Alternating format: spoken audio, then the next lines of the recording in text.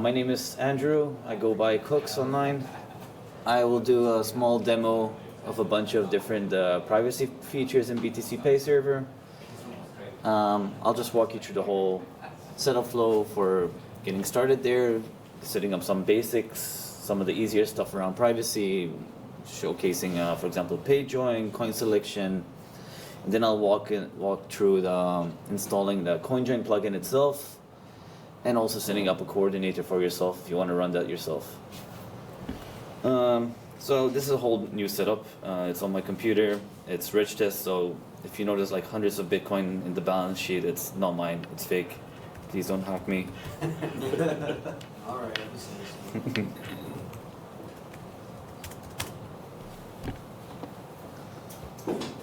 You have to create stores. I'm going to create 2 stores. I'll demo, for example, the payjoin flow. Do you guys know what payjoin is? More or less?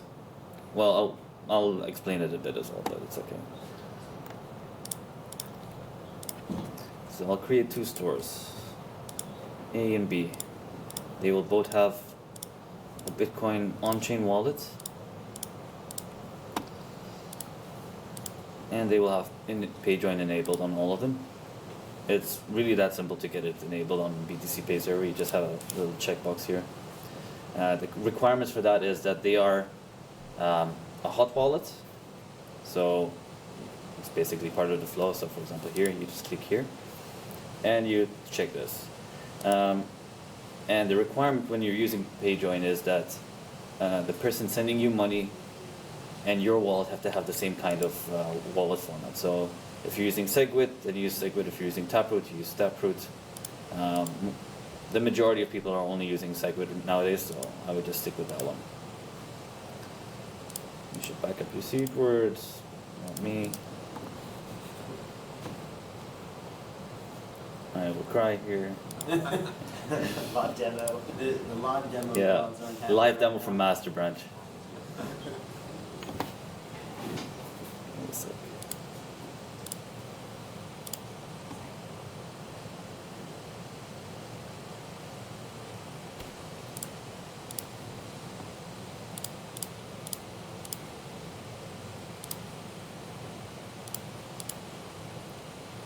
Give me a sec.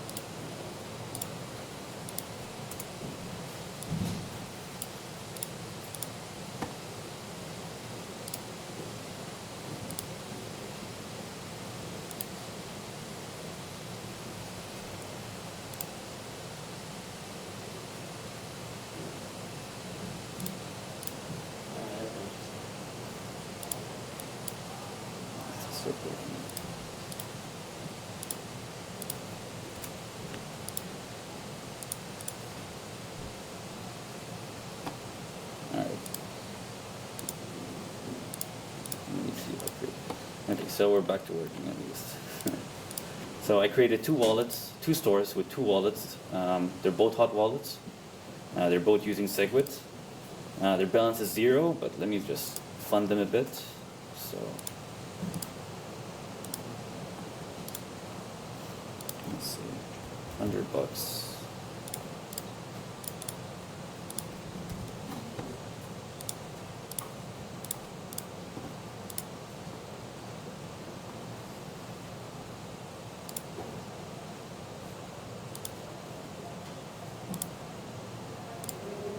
This is just a cheating mechanism that we have on our dev environment, just so we can work faster. It'll be really easy. Alright, so now we have 2 wallets here. Let me just open them separately. 2 wallets here, A and B. Now let's say you want to do a payjoin between these 2. Let's say you're just user A and you're trying to, and B is asking you to do a payment to him. you've already enabled payjoin, and there's not much more you really need to do apart from the usual flow. So let's say you're asking for $20 from person A. You create the invoice, you give them the checkout page, this one, and the idea is that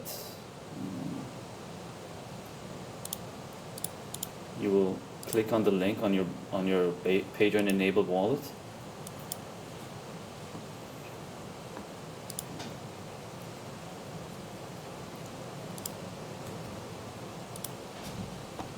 And it will literally be kind of the same kind of flow. Like you have the Bitcoin address here, you have the amount here. One secret sauce that you'll find is that in this button there's like a little endpoint encoded in there saying that there's payjoin support in this invoice. And when you paste that link in your payjoin wallet, it will just give you, it will detect it automatically and put it in here. And all you have to do is just click sign as if you would be sending a normal transaction. And you'll get the option down here saying broadcast a payjoin transaction.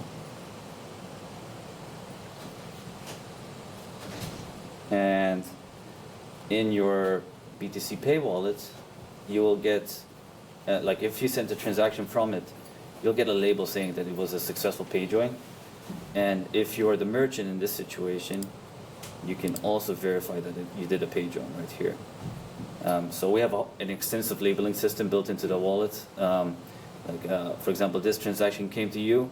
It was because you created an invoice and you shared it, and it was a payjoin as well that somebody paid for it. And that's really the basics of, for example, just doing a payjoin, the payjoin support inside BTCPay Server. There's not much to it. It works straight away. As long as you have a hot wallet in the server, you're good to go. Feel free to enable it and give us feedback on that. It's been there since, I don't know, 4 years now. So yeah. The next part would be sending privacy support. How do you send privately from a Bitcoin wallet? And the basics with that is that you always have to do this thing called coin selection. So if you receive Bitcoin, you always want to kind of be labeling your coins in a way that you can say, oh, I received this Bitcoin from this person, and I received this Bitcoin from an exchange, just to be able to separate where the money is coming from and how you want to spend it. So, for example, here, in our wallet send page, we have a coin selection tool built into it. For example, we spent some money from a coin that did the payjoin to wallet B, and you can see it here that they get marked that way.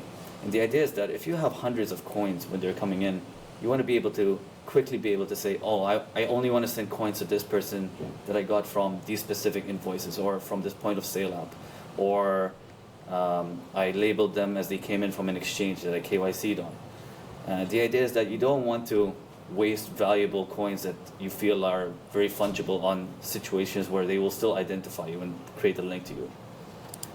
And that's the basics of coin selection inside BTCPay Server. You can always label your transactions as further on, like later after the fact. So for example, I can just add a test here. I can add them to both these transactions, and I can leave a comment on them as well so I can find it later on.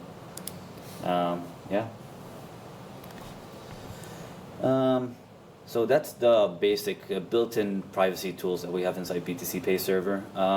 It's good to mention as well that we do the obvious things. So every time we generate an invoice, we never use the same address ever.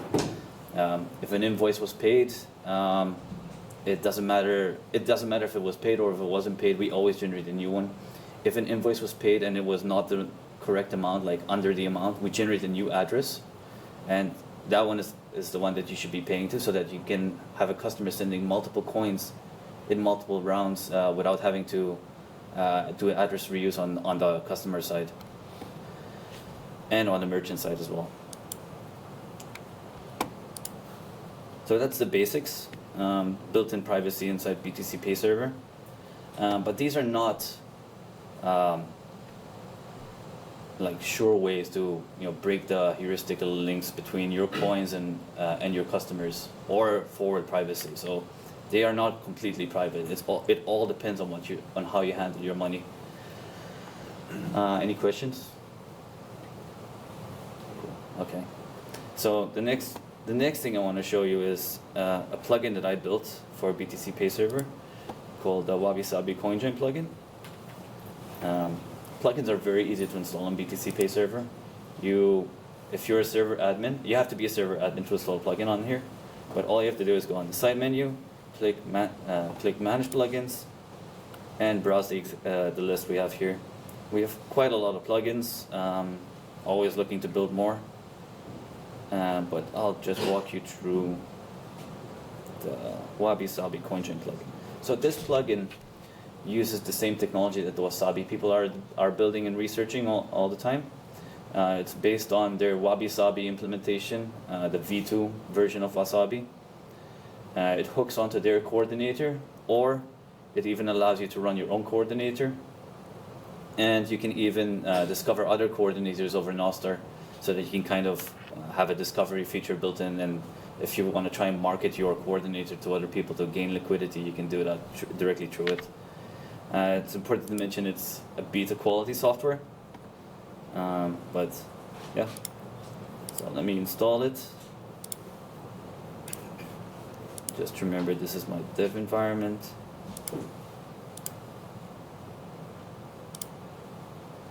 So all it takes is a restart after you click install.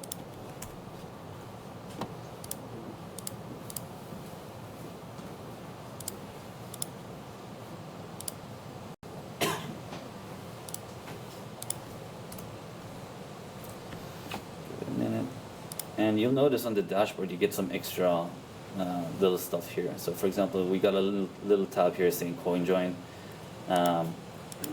Both stores get it, as long as your wallet is again a hot wallet, because that's the only way we can do interactive stuff with Bitcoin. You need to have private keys to be able to craft transactions and craft new and sign stuff with it. So it's really easy to actually use this plugin. We'll start with store A. All you have to do is click configure here. You go here and you find the coordinator that you want. That by default the ZK Snacks one is set up here, but you can always just deploy your own coordinator and advertise the one and use that one. Since this is running locally, I don't have the ZK Snacks coordinator. The ZK Snacks is the parent company of Wasabi, by the way, just to make it clear. So I don't have the ZK Snacks coordinator running because it's my local machine. So I am actually going to go to one step ahead and deploy a coordinator. It's also very simple. Well, simple enough. As long as you know how to configure all the settings that they have, you should be fine. This is all set up already. I have it so that the coordinator fees that they would be charging here is half of it is going to HRF, for example, and half of it is going to the BTC project over OpenSats, through OpenSats. A bunch of nonsense code, a bunch of nonsense config. You don't need to look at that. Some terms and conditions, little Nostr UI so that it would publish this online. We won't do this for now. And you just click save and the coordinator is enabled. So over here, going back to the store CoinJoin settings, you'll get the option here now. And you can just enable that. And it's running now already. So I'll enable it on the second store as well, because you can't CoinJoin by itself. That would just give you no privacy at all, and you'd just be burning money on fees. And what will happen once you enable a coordinator, once you enable the CoinJoin plugin, that dashboard gets a bit more funky looking. Like it adds like a CoinJoin list here as well, in addition to the transaction list. Like they'll mirror each other a bit. You'll get some stats here on your privacy progress. For example, you only have one coin here. Let's add a few more coins to the whole thing.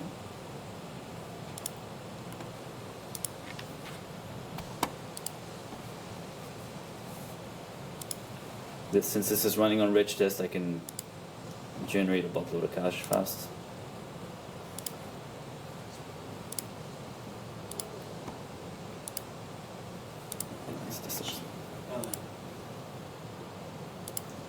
Feels like BTCPay. Yeah, right? Brr.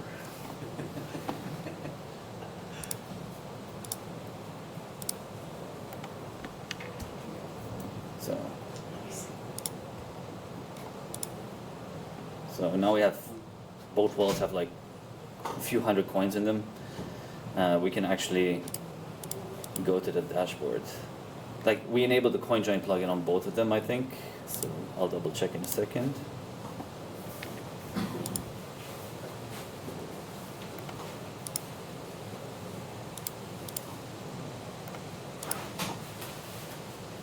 Yeah.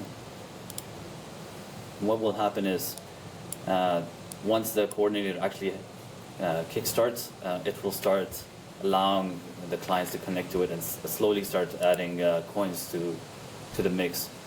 So you can configure your coordinator to do rounds like every 5 minutes, every hour, it depends on how many coins are joining. Like, there's a minimum amount. Since this is running locally, I have it configured to like a very low number. As a person connecting to a coordinator, you would always want to kind of make sure that it's not going to be doing like super minimal amounts of coin joins, like super non-anonymous ones, and you're not getting charged like crazy fees. So for example, in the UI for the coin joins, you can click down here and you'll be able to see what the rounds are being created like under this local coordinator. You can see that it's 0.3%, which is probably, it's the same fees that Wasabi is charging. I think this might be a bit lower on Wasabi, but I'm not too certain. And this tells you basically what can join, like what amounts can join the coin join from your coin set, what wallet formats, what output amounts, how long the rounds might last. So in my case, it's 5 minutes. Let's see if they start coin joining. Yeah, they both started. Like, they're both queuing up coins now. And in under 5 minutes, these should end up in a situation where they create a coin join together, because there's 2 clients at least. In an ideal situation, you're not just 2 people. 2 people is not a great number. The minimum on Wasabi, I think, is around 150 inputs. I would say 50 would be the bare minimum for any coordinator that's doing this, because that's like the easiest, that's the entry level to get some good anonymity for the value being provided, for the fee being paid. Any questions? Okay. And yeah, that's the basics of it. So as long as you have a hot wallet, you have a coordinator, you install the coinjoin plugin, and you enable a coordinator, you should be able to start coin joining straight away with all the incoming funds coming into your BTCPay server as a merchant. It's important to note that it's actually very efficient in terms of cost, because anything under 1 million satoshis is free in terms of coordinator fees. So as a merchant, you don't often sell over 1 million sats. If you're selling coffee downstairs or something like that, you're not doing that much. You're not charging 1 million sats per coffee, hopefully. So it's actually, like, for the most part, the coin joins are free. You're only paying for network fees. Let's see. Still waiting, but I can also walk you through. So that's the basics of having an easy way to configure your coinjoin system. You can also get a bit more advanced by going back to the config page, and you have 2 options. So pleb mode is basically, I configured everything for you in advance. There's nothing crazy in there, but you can also go in here and have all the settings available to you, so you can configure it yourself. For example, you can set this thing to like 1,000. It will keep mixing for a long time until it hits like your privacy threshold. I would not recommend that, just because the privacy gains from something like Wabi-Sabi is pretty substantial. This lets you, for example, say only join coin joins if the fee in the coin join is going to be something that has been below the average fee for the last 24 hours. don't create coins that are going to be a small amount, just because if the fees get high, small coins are kind of useless. This one basically says just pump in all your coins as many as possible. So for example, you can end up to like 30 coins being put into one round in your coinjoin. This one is kind of the opposite of the other one, where it just says you're a bit more paranoid, so you will only put in like fresh coins coming into your store. Like we kind of grade coins as soon as they get mixed. They go from being completely non-private to semi-private and have a scoring on them. This one will basically say if it's completely non-private, don't add any other coins until it gets semi-private, and then you can kind of mix them in a bit more. It's so that you don't have any sort of link in there. And you know, it keeps going on this way.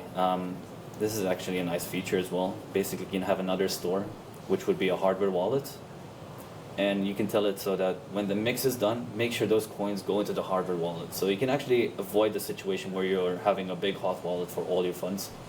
You can have a store where you're mixing all your incoming money, and it goes straight to your hardware wallet right after the mix.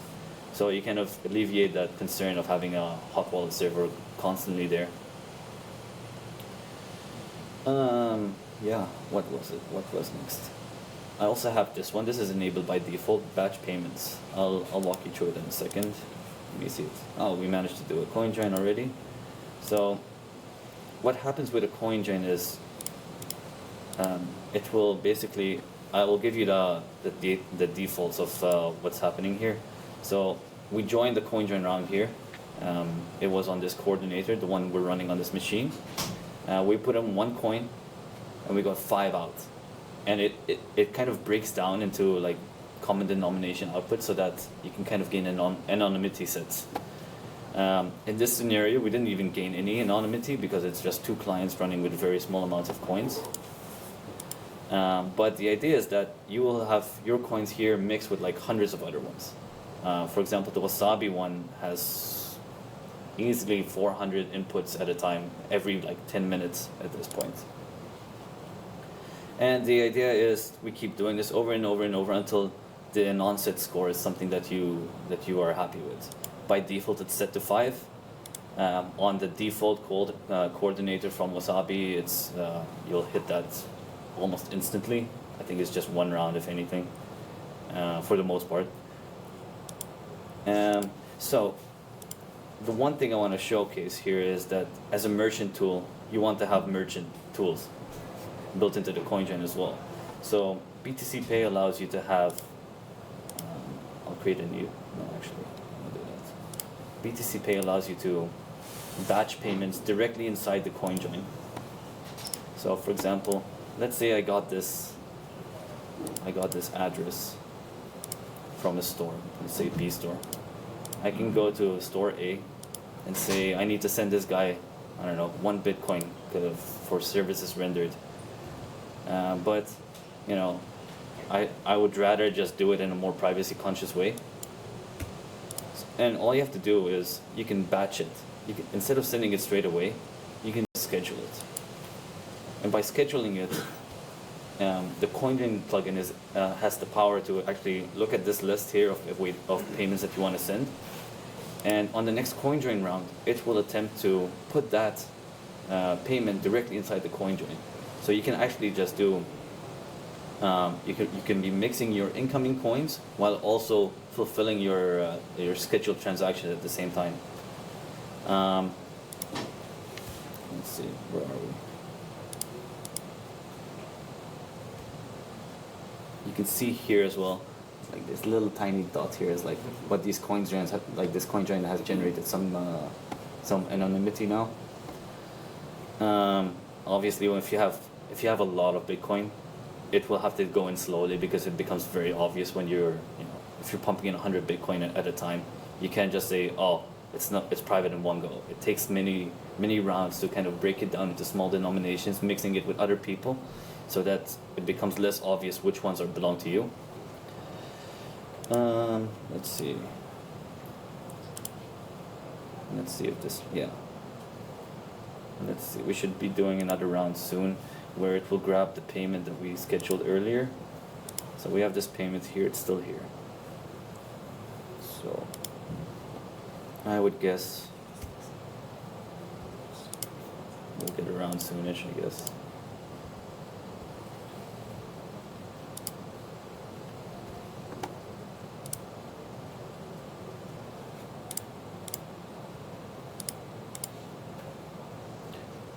Well, it takes a few minutes sometimes for these things, but the idea is that the coinjoin will actually put that one of the outputs will be the address and the exact amount that's needed, because these coinjoins, they don't have to be the traditional style. They don't have to be, not all the outputs will be 0.1. You can do arbitrary amounts directly inside it. And since they're usually huge coinjoins, you still break the links inside it. Yeah. Any questions? One question, please. Yeah. Do you get any feedback from the merchants on how likely it is that they use payjoin or coinjoin? So coinjoin is something that they run on their own. It's like a client thing, right? So you don't have to deal with merchants and customers in that sense. But payjoin has been a very low uptake. I would say not a lot of people use it. I think the main concern has been, one, that you have a hot wallet, and two, there's not a lot of utility for it. But we can, like, there are many proposals of how to make it better. It's fine, yeah. So yeah, I think we'll get there.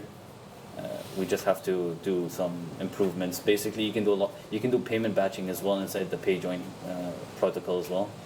You can do that. You can do output substitution. You can send directly to a hardware wallet too if you wanted to.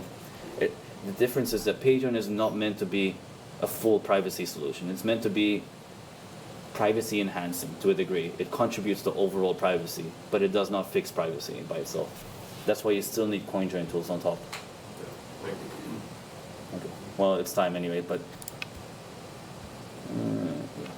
I won't manage in time, but that's it.